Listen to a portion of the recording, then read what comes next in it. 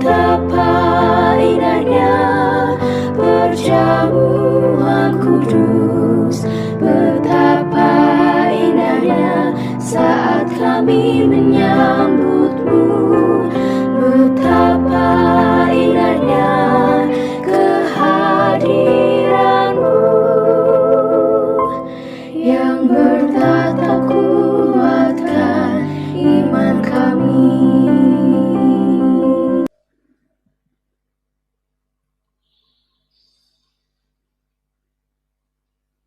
Tuhan bersamamu dan bersama rohmu.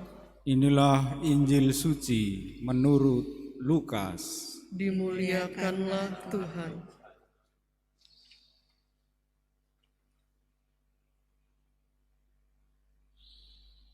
Sekali peristiwa datanglah Yesus di Nazaret, tempat ia dibesarkan. Seperti biasa pada hari Sabat ia masuk ke dalam rumah ibadat.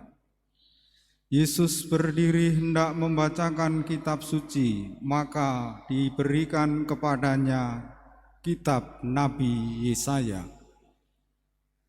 Yesus membuka kitab itu dan menemukan ayat-ayat berikut. Roh Tuhan ada padaku, sebab aku diurapinya untuk menyampaikan kabar baik kepada orang-orang miskin, dan aku diutusnya memberitakan pembebasan kepada orang-orang tawanan, penglihatan kepada orang-orang buta, serta pembebasan orang-orang yang tertindas. Aku diutusnya memberitakan bahwa tahun rahmat Tuhan telah datang. Kemudian Yesus menutup kitab itu dan mengembalikannya kepada pejabat, lalu ia duduk dan mata semua orang dalam rumah ibadat itu tertuju kepadanya. Kemudian Yesus mulai mengajar mereka, katanya, pada hari ini, genaplah ayat-ayat kitab suci ini pada saat kalian mendengarnya. Semua orang membenarkan Yesus, mereka heran akan kata-kata indah yang diucapkannya. Lalu mereka berkata, bukankah dia anak Yusuf?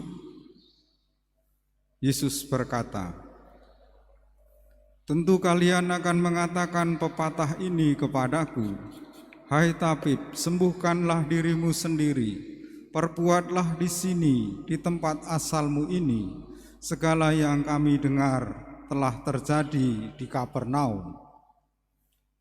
Yesus berkata lagi, aku berkata kepadamu, sungguh tiada nabi yang dihargai di tempat asalnya.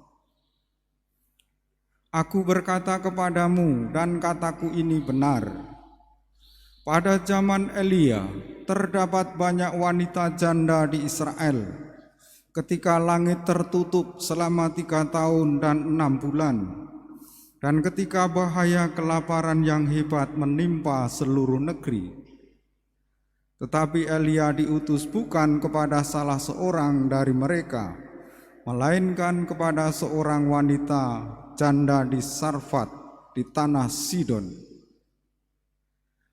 Dan pada zaman Nabi Elisa, banyak orang kusta di Israel, tetapi tiada seorang pun dari mereka yang ditahirkan selain Naaman orang Syria itu.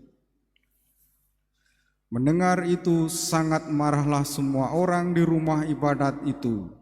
Mereka bangkit lalu menghalau Yesus keluar dari kota dan membawa dia ke tepi gunung tempat kota itu terletak untuk melemparkan dia dari tebing itu. Tetapi Yesus berjalan lewat tengah-tengah mereka lalu pergi. Demikianlah sabda Tuhan. Terpujilah Kristus.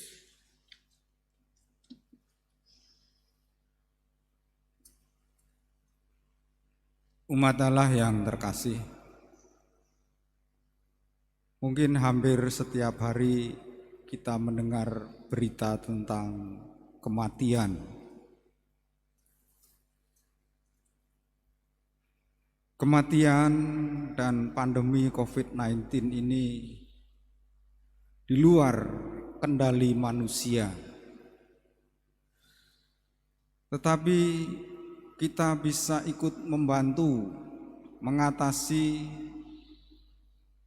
atau menyelesaikan persoalan tentang kematian dan pandemi ini ketika kita punya iman.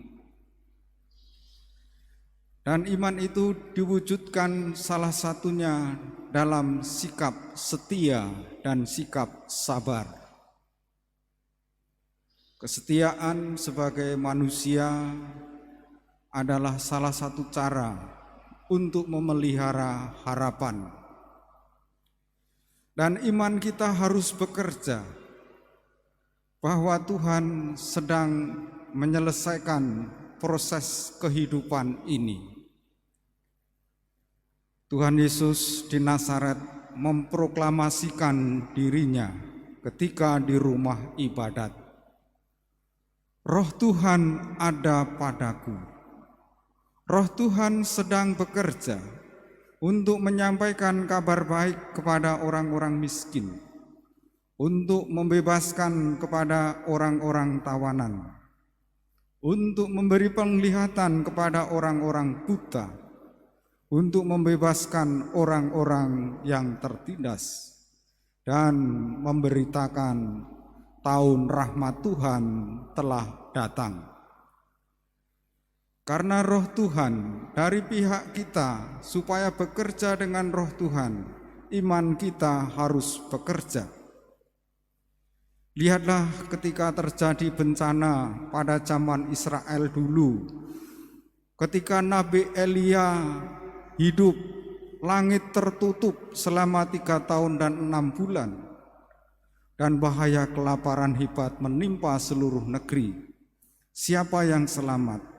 Seorang janda di Sarfat di tanah Sidon. Lalu masih dicontohkan lagi pada zaman Elisa, wabah pandemi kusta merajalela di Israel.